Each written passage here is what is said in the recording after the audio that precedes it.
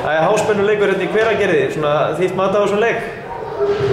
Ég veit ekki, ég bara við hérna, það er ríkulega erfitt að koma í Hveragerði og spila maður og ég veit ekki hvað að segja, við erum bara lélegri staðar núna fyrst mér sko. Já. Með allan að það er eins og má í fyrra, þannig að við þurfum mikið að bæta til að vera betra lið. Það var nú svo pressa á þér hérna í fyrri framlengingunni, þá 3 stiga munur og 3 skot sem þú færð.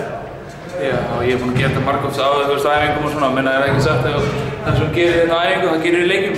Já, og það klikkaði ekki núna? Nei. En hvernig, nú er langt ferðalag út á Ísafjörð?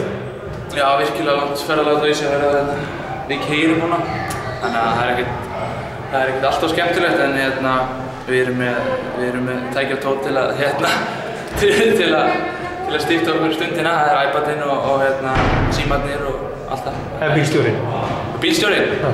Bílstjórinn líður mér alltaf okkur góðan sögum, það er alveg klart mál. Já, og þú sleppið að keyra núna? Já, ég held að ég er alveg búinn á því sko. Já. En svona, með gangmála í þessum leik, þið voru náttúrulega að mæta lið á fyrstu deild, komið þér kannski eitthvað óvart? Ég meina, Hamar er með gott lið og kemur ekkert óvart, þeir færu í efstu deild, þannig að nei, í rauninni kemur ekkert óvart, þeir eru KR daginn og KR er með drullu gott lið, þannig að í rauninni kemur ekkert óvart. Ljúfandi, þakka fyrir. Takk.